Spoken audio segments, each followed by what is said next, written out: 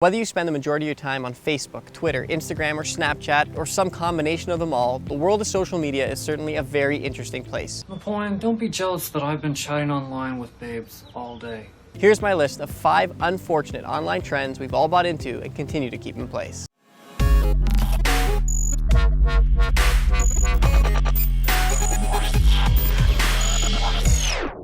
Number 1 is the death of audio. To most of us, the idea of the media or entertainment world being without audio sounds completely uninteresting.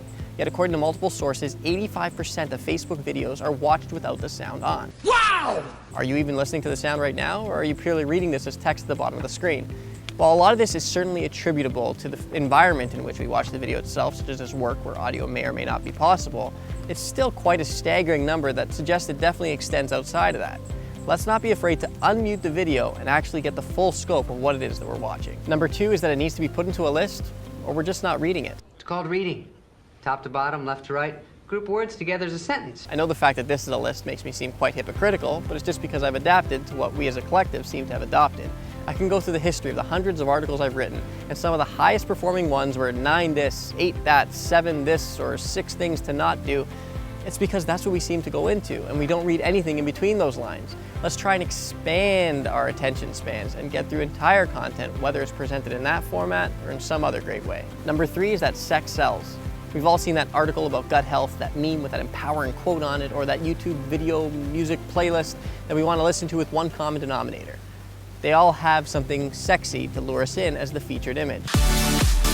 Now, it's not to put down this content, since a lot of it is great and they just use that as a way to get us there. But let's also not forget to click on and appreciate the things that don't have that eye candy associated with it. Number 4 is that our attention spans are shrinking. I have a very short attention span. But our point is very simple. You see, when... Oh, look, a bird! According to Adweek, Snapchat is the fastest growing social media platform, well on pace to outperform many of the well-established heavy hitters that have already been out there for so long. While that's cool for Snapchat, what that shows us as a collective is that our attention spans are really shrinking. Do we really need things to be delivered to us in 10 seconds or less to keep us interested and engaged? Now, there's nothing wrong with receiving content in that format, but there is something to say if that trickles out into every other part of our lives. Be observant as you use these platforms and in other things in your life to see whether your general attention span is also shrinking. And if it is, do things to combat it and build it back up. Number 5 is that we're never offline. According to a Time magazine article in December of 2015, Americans collectively check in on their phones an average of 8 billion times per day. That's 46 times per user. When you think of that, that's crazy, even when we're not taking into consideration the effects that these devices can have on us when we're not using them, but are in their vicinity through things such as EMFs. The world is a beautiful place to see and discover. Let's remember to do that more regularly directly rather than just vicariously through other people on social media.